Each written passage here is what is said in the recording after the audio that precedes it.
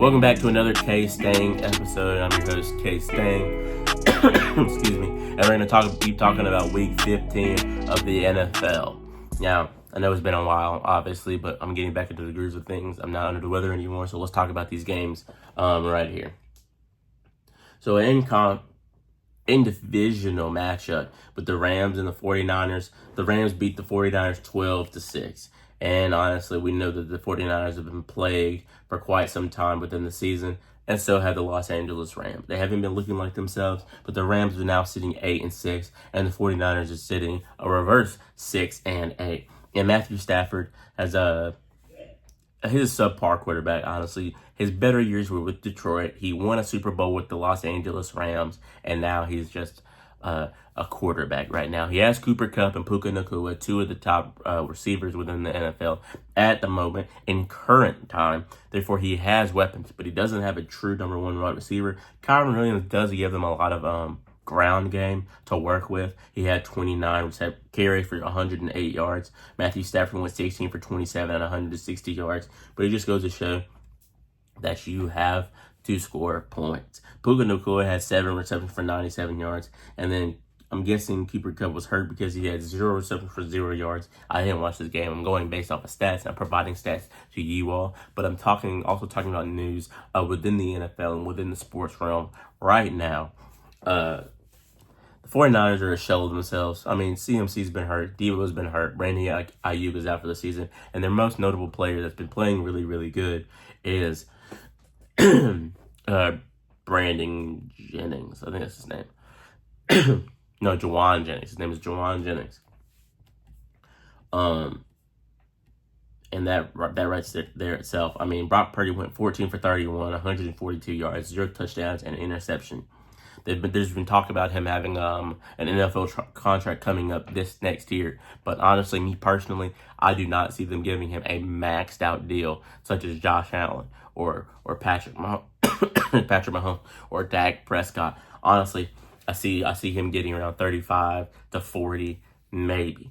Honestly, you could get him on bargain because it's not like he's the best quarterback within the league right now. He's above average, a little bit above average, possibly average. He has great weapons to go alongside of him, which makes him look better. But I promise you, if you put Brock Purdy and you put him in the Carolina Panthers, he's trash. He's just another nobody. I'm telling you that. I'm not saying that he doesn't play good because when everybody's healthy, he does play good. But right now, and like I said, the two receivers for the two running backs for the 49ers right now are hurt, whether that's Mason, CMC is probably out for the season if I had to imagine. But that's where they are right now. Isaac Guerendo went 16 carries for 57 yards. Deebo Samuel also had 2 carries for 3 yards. And right now, I don't think Deebo Samuel looks like himself. I think, honestly, they might just have to chalk this one up. I don't see them making the playoff push because they only have 3 games remaining in the season. And it's going to take a lot of losing for somebody. It's going to take a lot of losing for somebody to put them into the playoffs. And honestly, I don't even think they'd make it that far. George Kittle was a leading receiver for the 49ers. He went 4 receptions for 61 yards, and Jawan Jennings had 2 receptions for 31 yards. And Brandon Jennings definitely played in the NBA. So I don't know where I got that from, but his name is Jawan Jennings. Another story that was very big within the NFL is Dre Greenlaw coming back to the San Francisco 49ers defense, and then Campbell deciding that he did not want to play and leaving the field when Greenlaw got hurt once again. It's a very, very big story. People are saying that he needs to be cut, but now the owner's talking about giving him the max suspension where he doesn't have to pay him if he did possibly release him, which they probably would do at the end of the season, or which they would do after the suspension, because there's only 3 games left. So realistically, if they don't make the playoffs and you give him a 3-game suspension, you ain't got to pay him at all. I would imagine. Or you might have to pay him the rest of the money on his deal, which I don't think would happen because they split it up in between the games. All right. Yep. All right. So moving on, the 49ers lost. Los Angeles won 12-6. The next game was the Commanders versus the Saints. The Commanders have been losing recently, but they won this game against the Saints. Saints are nobodies at this point in time as well. Jaden Daniels is still one of the front runners of Rookie of the Year, Rookie Offensive Player of the Year at that. The Commanders beat them 20-19. Let's see. Jaden Daniels went 25 for 31, 226 yards, and 2 touchdowns. It'd be really good to see his stats within the entirety of the season, and we'll go over that as the season ends. Jaden Daniels also went 66 yards on 11 carries. Brian Robinson had 21 carries for 65 yards. And they still managed to pull off this win. Terry McLaurin, Scary Terry, went 7 for 73 and 2 touchdowns. And that was their leading receiver within the game. Now, Spencer Rattler went 10 for 21. Jake Heener also went 4 for 10. But Spencer Rattler was their leading passer with 135 yards and a touchdown. He did what he could do. Kendre Miller went 9 for 46. Alvin Kamara went 5 for 12. So I'm guessing he probably got hurt. Marquez Valdez-Scantling went 2 for 64, and Alvin Kamara went 4 for 58. Honestly, I expected the Commanders to win this game.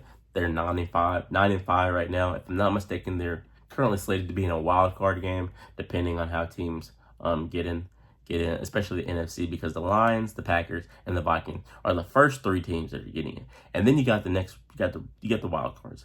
So it's gonna be really interesting to see within the NFC.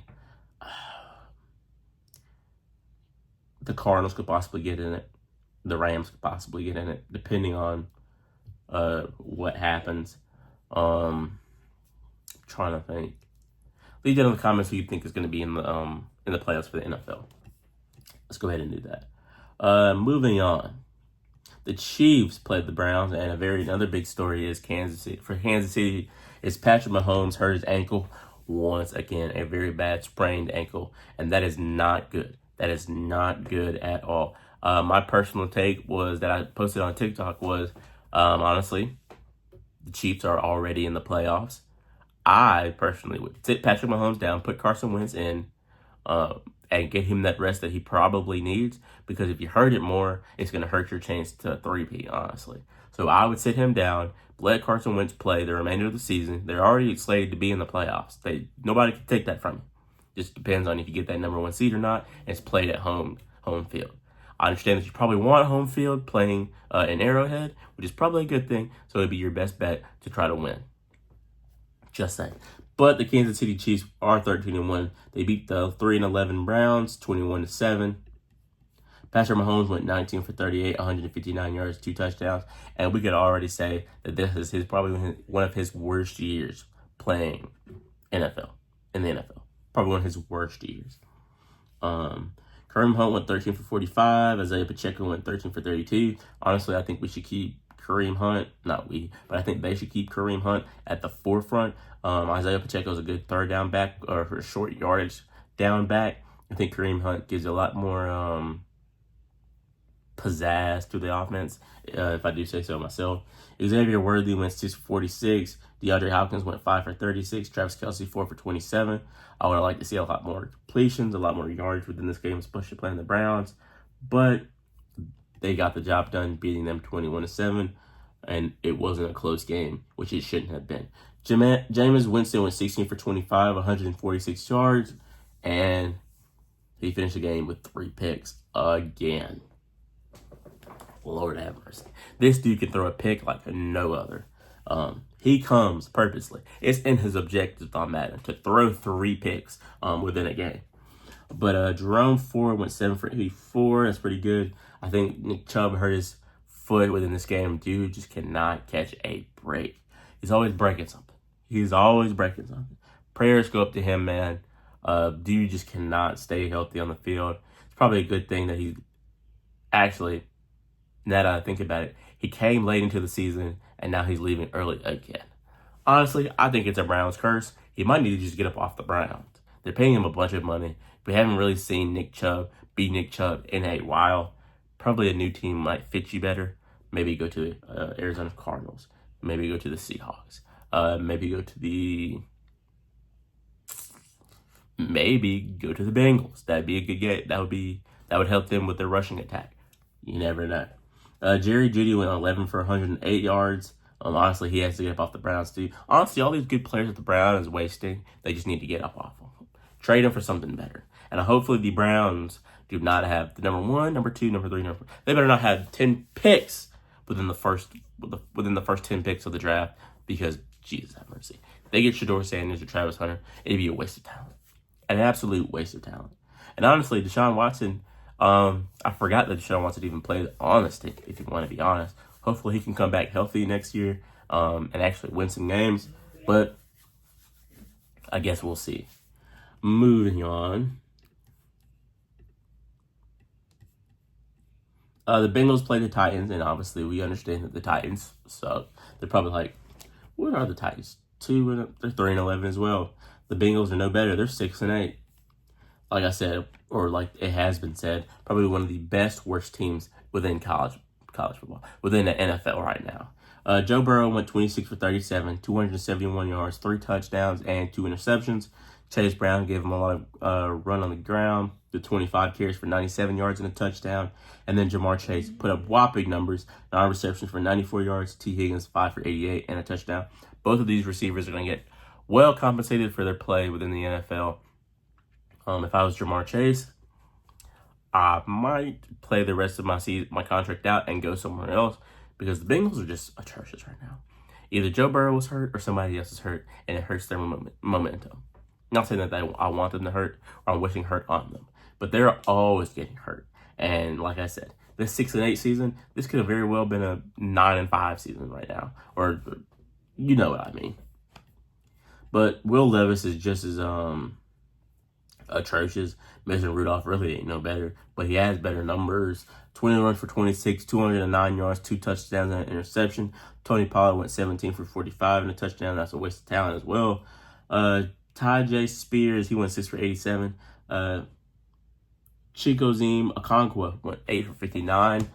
All in all, the Bengals beat them 37-27, and that is probably going to be as good as you get, because these are two terrible teams at the moment. I think the Bengals could be a little bit better, but the Titans are trash. There's no way around that. They're trash. Moving on, the Houston Texans played the Miami Dolphins, and the Miami Dolphins is another team that's wasting pure God-given talent. At least the Houston Texans right now are doing somewhat better. They're 4 games above 500. And CJ Stroud is seeming to play better than worse than what he should be playing. Tua Tagovailoa went 21-9 for 40 attempts, 29 completions, 196 yards. Absolutely terrible. A touchdown and 3 interceptions. Devon Achane went 12 carries for 41 yards, and then Malik Washington 552. Honestly, having Jalen Waddle and Tyreek Hill on the exact same team, releasing Odell Beckham Jr., having Tua Tagovailoa, having Johnny Smith, having these great offensive weapons, and still coming out to 6-8 is terrible. Honestly, the Tyreek Hill trade is comparable to Dennis Schroeder giving up 4 years for $80 million. They've already got another Super Bowl, and possibly looking at number 2. And you're with a losing team at that. Kansas City is still winning without you. I bet you're not. And honestly, I like Tyreek Hill. I do. I wish he stayed on the Chiefs, honestly. But I see where the money comes in. If I would have got more money too, I might would have left too. He's already got 2 rings. So, I mean, what more could you possibly want? You probably would want more yardage and start setting records. That's probably what you would want to do. And he was setting records with the Chiefs as well, I will say that. But moving on to the Texans side of this game, CJ Stroud went 18 for 26, 131 yards and 2 touchdowns. Their running back only had 35 yards. Joe Mixon went 12 for 23. That's absolutely terrible. Joe Mixon was also their leading receiver with 33 yards. Tank Dell went 2 for 26. This game was trash as well. Just going to go ahead and say that too. The Ravens played the Giants. You really shouldn't get a pat on the back for beating the Giants. I'm just going to go over the Ravens stats. Lamar Jackson went 21 for 25, 290 yards and 5 touchdowns. You expect that out of him, especially playing the Giants. Derrick Henry went 14 for 67. Lamar Jackson also went 6 for 65. Rashad Bateman went 3 for 80. Justice Hill went 5 for 61. Like I said, you don't need no pat on the back for beating a sorry Giants team. You don't need no pat on the back for that. The Jets played the Jaguars. The Jets won. Like I said, no pat on the back for beating a 3-11 Jacksonville Jaguars team. Even then, the New York Jets with Aaron Rodgers, Devontae Adams, Breece Hall, Braylon Allen, Garrett Wilson are 4-10. This is absolutely terrible. I have absolutely never seen a good team play like this. Absolutely never. Aaron Rodgers is 16 for 30, 289 yards and 3 touchdowns. Aaron Rodgers was also their leading rusher, which is kind of crazy. 6 carries for 45 yards. Breece Hall went 9 for 30. Devontae Adams had a great game with 200 yards and 2 touchdowns. But it took Devontae Adams getting 200 yards to beat the Jacksonville Jaguars by 7 points at that. So basically, he had 66% of Aaron Rodgers' almost 300 yards passing. And their next leading receiver was Garrett Wilson for 3 for 56. Honestly, this is probably the biggest disappointment within the NFL this year. I can confidently say that. The Cowboys played the Panthers. You shouldn't be getting a pat on the back, even though the Panthers are playing a lot better, but they're still losing. They're 3-11. Honestly, you could only congratulate somebody so much for playing a little bit better than what you need to be playing. But Cowboys are 6-8 right now. They beat the Carolina Panthers 30-14. Cooper Rush went 18 for 29, 214 yards and 3 touchdowns. Rico Dowdle went 25 for 149 yards, so that's pretty good for him on the ground. CeeDee Lamb had 116 yards on 9 receptions for a touchdown. Brandon Cooks went 3 for 34. So they might have a chance to get in the playoffs. A slim chance, 2% chance, as Shannon Sharp and Chad Ochocinco would say. Bryce Young went 19 for 28, 219 yards, a touchdown, and 2 interceptions. Honestly, as Xavier Legette, you got to play better. You can't be dropping those balls that you've been dropping as of recently. Chuba Hubbard, I expect more out of you. 10 for 32 is absolutely trash. Jalen Coker, 4 for 110 yards and a touchdown. Really good from him. Adam Thielen went 5 for 51. David Moore went 2 for 19. And Xavier Legette had no emphasis on this game. Carolina Panthers, you suck. I think you know that. I think we know that as fans. I think the organization knows that as well. Just saying. Moving on.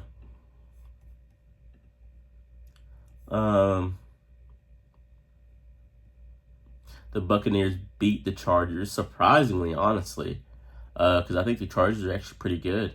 But the Buccaneers put the whooping on them. And I forgot about the Buccaneers. The Buccaneers are definitely going to be in the playoffs. So you got the Packers, you got the Vikings, and you got the Lions, and then you got the Buccaneers. That's already 4 teams right there. Already 4. So, scramble for it if you want to. You ain't going to get it. Baker Mayfield went 22 for 27, 288 yards, 4 touchdowns, and an interception. Bucky Irvin went 15 carries for 117 yards. Rashid Rice, God have mercy. Rashid Rice plays on the Kansas City Chiefs. This is Rashad White that has 15 carries for 64 yards. Mike Evans came back, 9 receptions for 159 yards and 2 touchdowns. It's slated that he needs to have 83 yards, if I'm not mistaken, to get his 1,000-yard season. He has a record for like, how many? I don't remember how many 1,000-yard seasons he has. Let's look it up, though. Mike, how many 1,000? Oh, I can't type, y'all. 1,000-yard seasons does Mike Evans have? He has 10 1,000 mark in each of his first 10 seasons. So,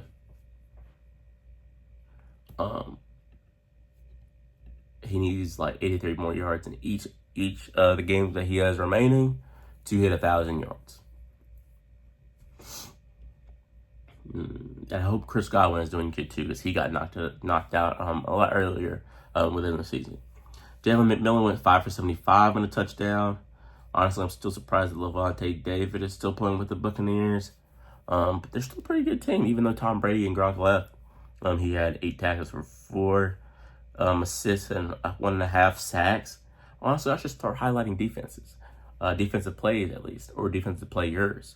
Let me know down in the comments if I need to start emphasizing the defense side of the ball. Moving on, because we're not going to talk about the Chargers, because I'm not going to talk about you if you lost. The Colts played the Broncos. The Broncos are doing really, really well. Defeated the Colts. And the Broncos are actually 9-5 right now. The Broncos defeated them 31-13. Let's see. Cardinals defeated the Patriots. We expect that. The Bills barely defeated the Lions. Not barely, but it came down to like a minute, 2 minutes. There's been some questionable assumptions based off of Dan Campbell's coaching, whether they're going for it or the play calls that they're getting called. But ultimately, the Bills are one of the top teams in the AFC to beat right now, and they look like they're coming with a lot of momentum. Josh Allen and that offense they've been great, to say the least. But this is the regular season. I think they've already been slated to be in the playoffs. They have a position within the playoffs. So whether Josh Allen sits right now or not, they're still going to be in the playoffs. So props to them. The Steelers played the Eagles. The Eagles beat the stein out of them, 27-13. The Packers played the Seahawks, beat them 30-13. The Vikings played the Bears, beat them 30-12. And the Falcons barely beat the Raiders on Monday Night Football, 15-9. Actually, yeah, 15-9. But it's also being reported that Michael Penix is going to replace Kirk Cousins within the starting role of quarterback for the Falcons as well. So that's going to wrap it up for Week 15 of the NFL football. Please let me know down in the comments what I should highlight more or what I shouldn't highlight as much. But without further ado, I'm Keon Smith, and I am out. Peace.